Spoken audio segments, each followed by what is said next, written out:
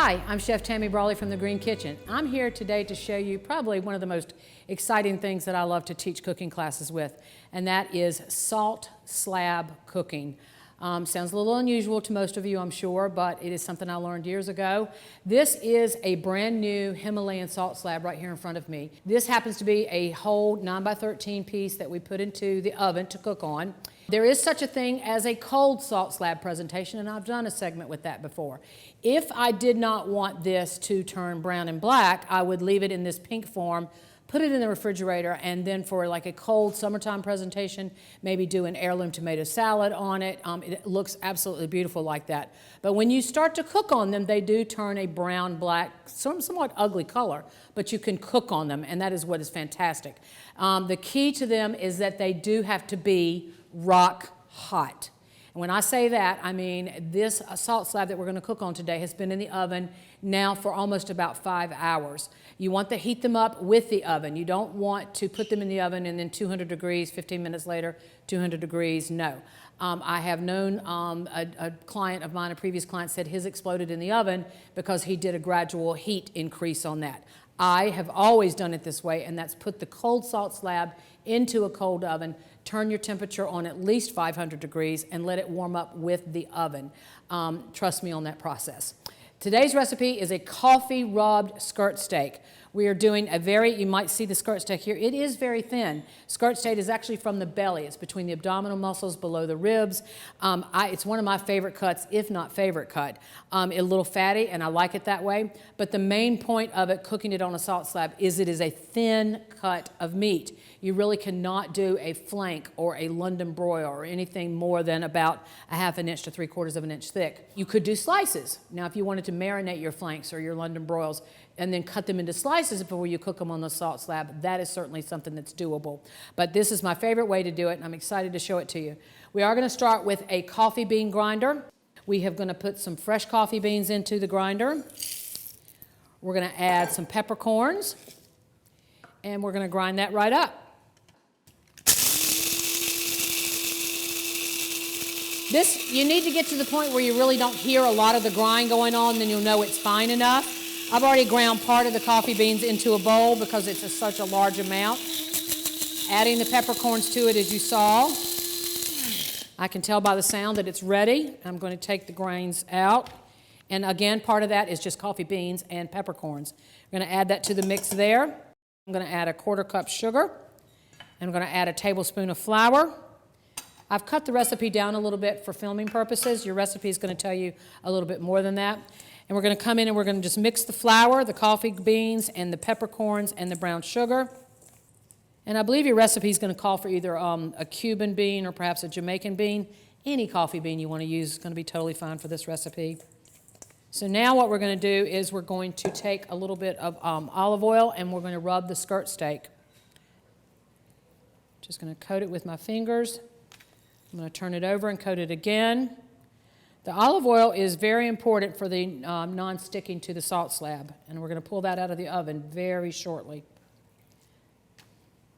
There's two things I want you to notice. One is that I did not use any salt whatsoever in my seasoning. You don't want that because the salt slab is going to pick up the salt flavor. And some people think, when you hear the word salt slab, you think I'm going to kill you with sodium, and I'm really not. It's a very subtle flavor. So what we're going to do now is we're going to take the salt slab out of the oven and we're going to put it on this rack here. You do want to put it on a rack. It's going to be that hot that you would not want to put it on a countertop directly, either wood or granite or any of that. You do definitely want to put it on a sheet tray. So I'm going to pull it out of the oven.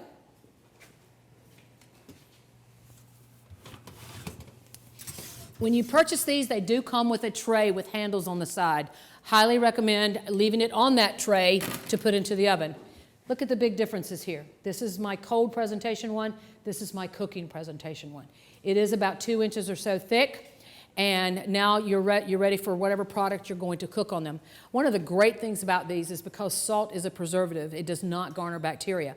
I could put scallops on these tonight and then tomorrow night put steak on them and there would be no cross-contamination because of the salt properties of the salt. Now, the other part about that I want you to notice about the skirt steak is we've got kind of a thicker end, and then we've got kind of a thinner end. What that's going to note is that it's going to take longer for the thicker end to cook than the thinner end. So typically, based on the size particularly, I will kind of flip over the thinner end, pick it up with the thick end, and put it, oh, I almost forgot the most important ingredient, and that is the coffee rub. I'm going to come back on top of that oil. Goodness gracious, I can't believe I almost forgot that. We won't use all of this. This is something you could then put in a mason jar and put in your spice cabinet and use it for another recipe.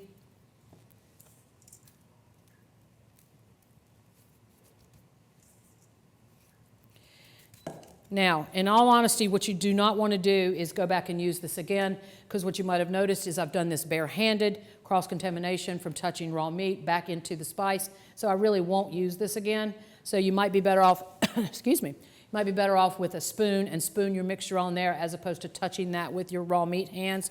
So there is our coffee rub skirt steak. Our salt slab is ready at 500 degrees for many hours in the oven.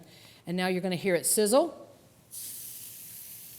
I'm going to move my pan out of the way. This is probably going to take about, I don't know, maybe 5 minutes or so. And then we'll flip it. You actually do want to make sure it releases on its own. You don't want to start becoming what we call flip happy. A lot of people tend to put things either on the grill or a pan and they immediately start playing with it. You want to let it just relax a little bit. It's going to take longer on the first side than it is on the second side. All right, and now you have it. We have our salt slab out of the oven and we put our skirt steak on it and placed it on here for, I don't know, roughly maybe 5-10 minutes or so. It just kind of depends on the thickness of the steak. What's going to happen here is this piece on the end, the thinner piece, is going to certainly be more done than the thicker piece. That's great because you might have a guest that likes a little bit more done. For me, it's always going to be the rare end. But it is done. I can tell by touching it with my tongs. You can feel tongs. You can do it with your fingertips. If it feels squishy, it's still going to be somewhat rare. If it feels a little tougher with your fingertips or the tongs, it's going to be more medium. It's pretty much finished cooking. I'm going to just kind of rub this with some butter. Now, these salt slabs do hold heat for quite some time. However, I don't think I could do an entire thick piece of meat again. It also takes a while for them to cool down before you can clean them. Let's talk about that while this meat is resting. And what I'm going to do here is I'm going to go ahead and transfer it to a cutting board. Nice color on both sides, you can see that. We're going to let that rest while we talk about it a little bit and then we'll cut into it. Now the salt slabs are a porous material. It's very, very important. Most importantly, do not use soap on these, okay? If you put soap, it's going to absorb the soap. You're never going to be able to cook on them again. The other part of it to clean them is you want to make sure that it gets nice and cool before you clean them. I'm not at all going to go into a sink with these, certainly not with soap either. What I like to do is I will run the water over the salt slab once it's cooled. I have a dedicated brush here that only is used for salt slab cleaning. I will run the water over it with the spray nozzle, turn the water off, and then scrub the salt slab and just get the kind of what we call the grubles off of it. Sometimes I will do both sides depending on what I've cooked and how much has dripped. And then I put it back on a clean sheet tray with a rack and let it air dry. I then wrap it in aluminum foil and put it back on my shelf. Very easy to clean. These are thick as you see. They will last you, I think the first one I had roughly about 5.5 years. They will eventually wear down because they are the salt content. They will wear down. And once they get to about 3/4 of an inch, they're pretty much ready to get rid of them. So we are ready to actually cut this slab here on our cutting board. Now we have the one end where it was way thin. You can see that's actually somewhat medium. There's a little bit of pink there. Let's go ahead and cut the other end and see what that looks like. This should be more rare. Oh, it definitely is. Oh my gosh, it's beautiful. Look at this. Very rare. That's the way I like it. It's important that you do let your meat rest after it comes off of whatever cooking element you choose. But I do hope that you'll try the salt slab cooking. I think it's absolutely delicious. I'm actually going to go and take a bite. Oh my gosh, that coffee flavor with the peppercorns and then a little bit of salt from the slab. Perfect way to do it. I'm Chef Tammy Brawley. Join us next time on Heart of the Home. Recipes from the Heart of the Home can be found on the Virginia Farm Bureau website at vafb.com/recipes, as well as on Chef Tammy Brawley's website at greenkitchenrichmond.com.